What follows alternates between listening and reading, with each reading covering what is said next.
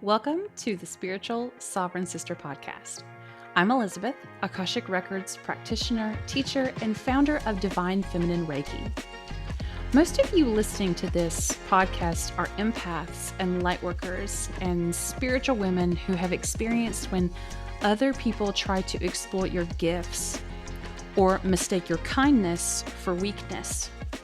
And the goal of today's episode is to help you recognize when something or someone simply isn't aligned with your soul's truth, and you can move on to connections that are.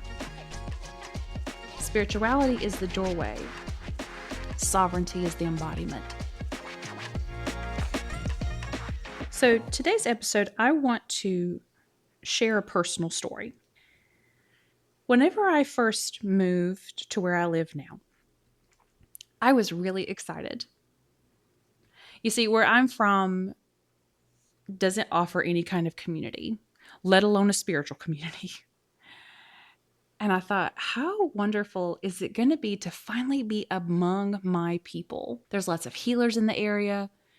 And I started thinking about all the opportunities and friendships and collaborations, and finally feeling like I belonged somewhere.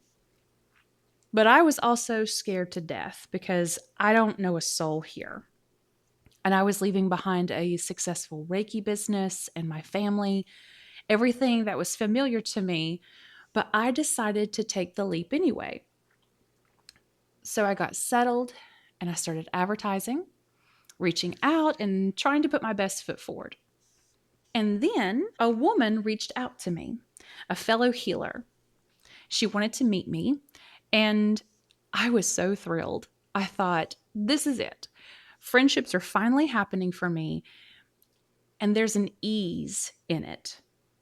Because let's face it, making friends as an adult is almost impossible sometimes. So we met for coffee, and she was so nice, and she complimented my business and what I was doing, and she offered to help me, and she even introduced me to other healers, and we talked on the phone. We were building what I thought was a friendship, and then we decided to actually collaborate on an event together. And everything went wonderful. People loved the workshop, and I remember sitting in that workshop and I thought, this is how it's supposed to feel. But then something happened later that night. I messaged her and I told her how much I enjoyed collaborating and that I was looking forward to future events with her. And her response left me a little confused. She said, I can't wait to share my expertise with others at this event space. And I didn't think much of it at the time until later I found out that she had multiple workshops planned at the same space without me. And what bothered me wasn't that she was doing her own thing. It was that after months of time together and friendship and collaboration and planning, getting excited about something that I had not ever had the opportunity for, I got ghosted. No conversation.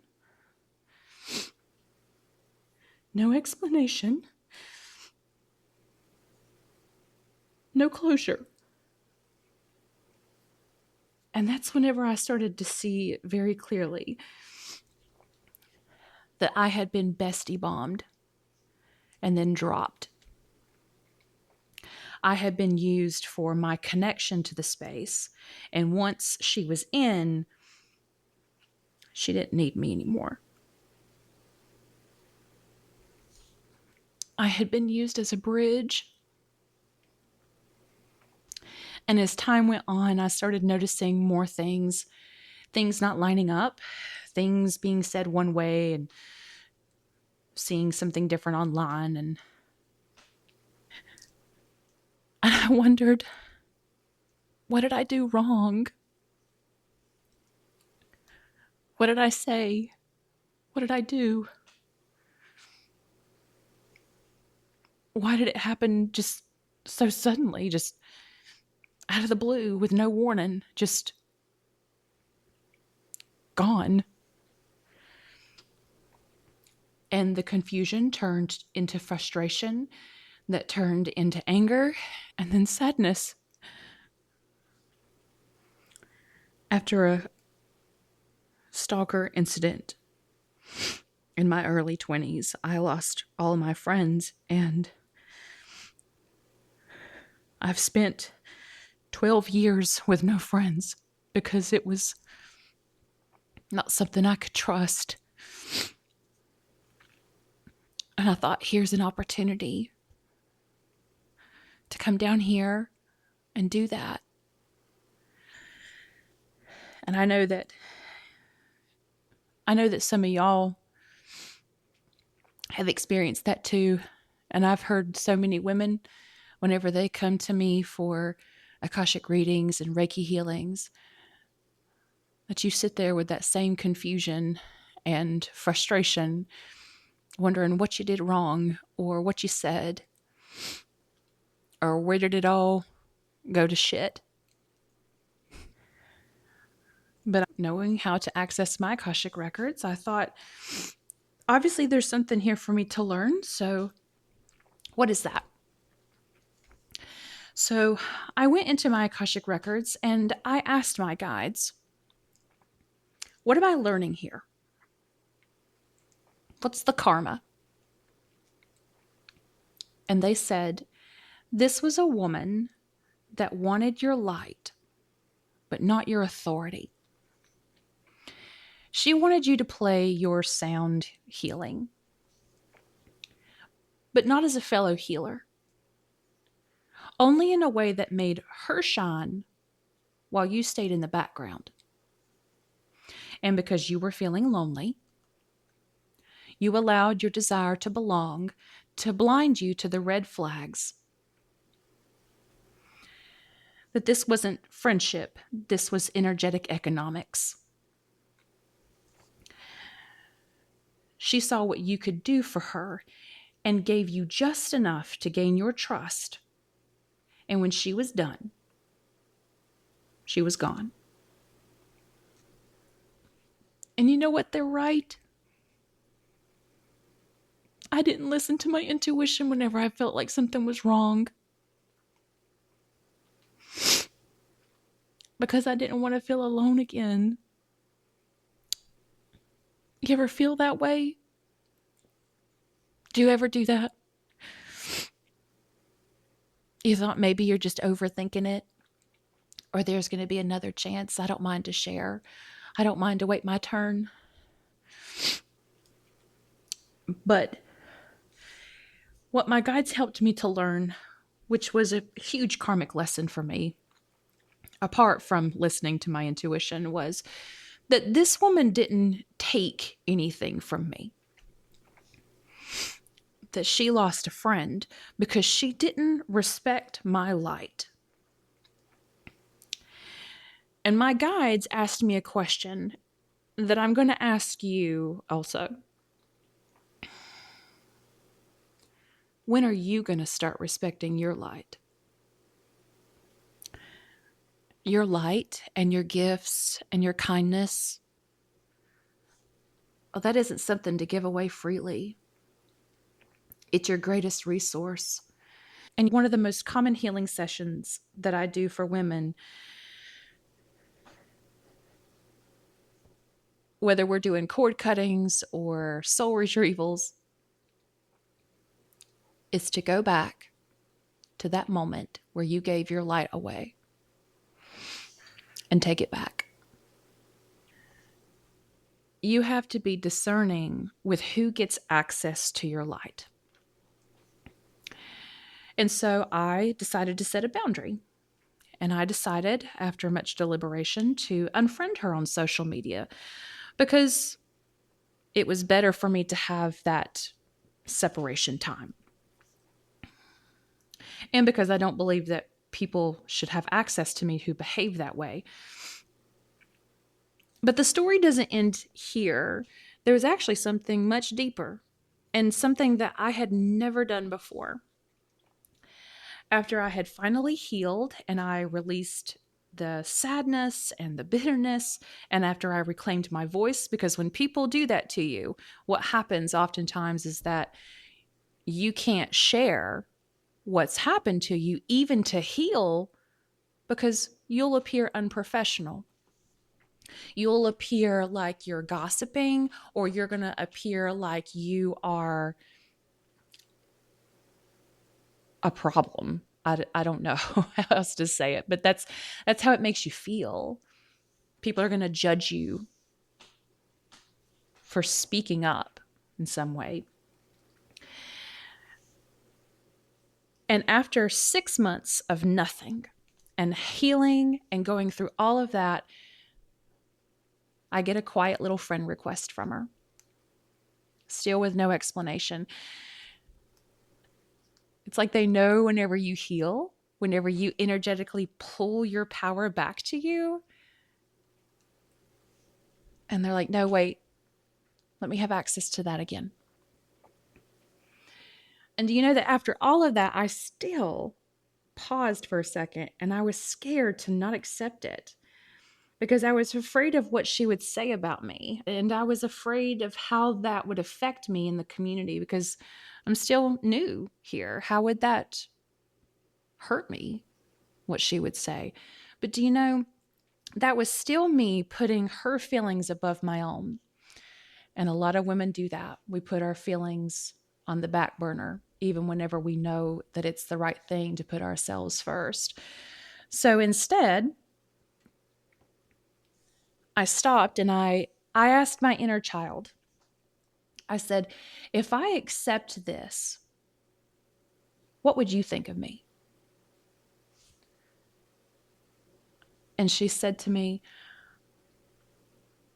I would think that you don't love me. And in that moment, nothing else mattered to me. I found the confidence to say no to this friend request. I didn't care about her opinion. I didn't care what the community would think about me. Just what my inner child thought of me. Because I've worked too hard and come too far in my healing journey to ever have her think that ever again. And like I said before, I see so many women come to me for Akashic readings and Reiki healings, upset and confused over these same dynamics, no matter how long it's been. You may not even have contact with that person anymore, and you think you're over it, and then all of a sudden you think of something, and you get right back into that spiral. Or they're in the dynamics. They're in that relationship, that connection, and they're frustrated and scared to leave. They're scared to end the friendship. And I get it.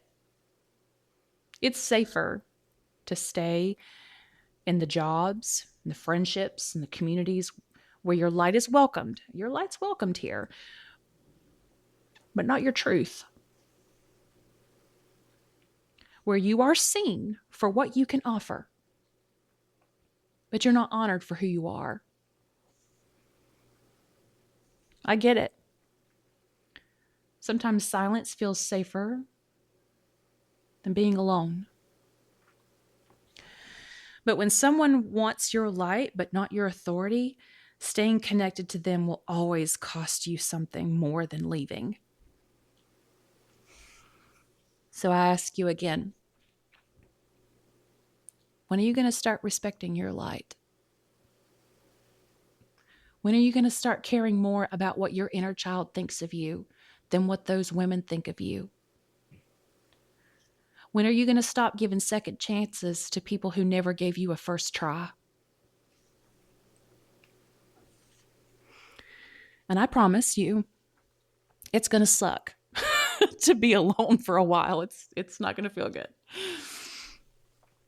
But you will find women who don't look at you for these contractual type of relationships, but instead they want to truly know you. And when you do find them, it's not going to feel conditional. You're going to be able to lean into it. You're going to be able to feel safe in it. And this actually connects to one of the most important spiritual laws, one that my guides reminded me of whenever I was going through this. They reminded me of the law of reciprocity. The spiritual community is always so busy trying to manifest. You're trying to manifest the friends. You're trying to manifest the soul family. But you don't think about reciprocity. And whenever I was working with Jesus Christ in this situation too, I heard a message from him, and he said to me, God multiplies what you release. So imagine releasing all of those misaligned connections, the limiting beliefs that you created from them, the confusion that you feel in them, the comparison, the burden of carrying what other people's going to think or say about you just because you don't go along with this love and light culture. Imagine releasing the fear of being alone. Because if you're no longer holding space for all of that, imagine what you could finally hold space for instead.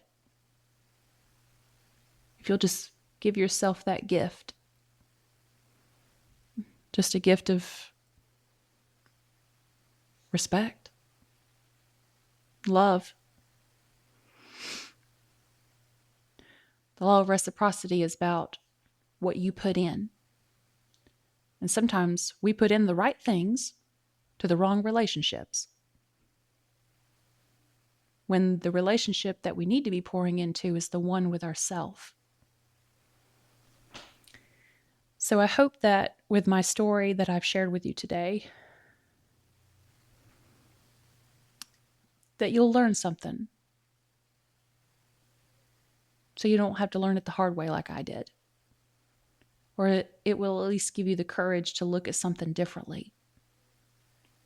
That's what the Akashic Record readings are good for. Helps you to see the bigger picture. Helps you to see what your part in all of it was. To take responsibility for your part. And letting go of what you don't have to take responsibility for. It helps you move on. It helps you clear those karmic lessons. It helps you with your sovereignty. So thank you for listening to the Spiritual Sovereign Sister podcast. I truly appreciate my listeners and all the beautiful emails and comments that I get about the podcast. And if you enjoyed this, please rate, review, and subscribe. And if you have questions on spiritual topics, please email me. I may do an episode on them. And if you are looking for a community of other lightworkers who love to learn about spiritual topics and heal together, read more about the Lightworker Sisterhood. I'll drop a link in the show notes below. We would love to have you in the group. See you in the next episode.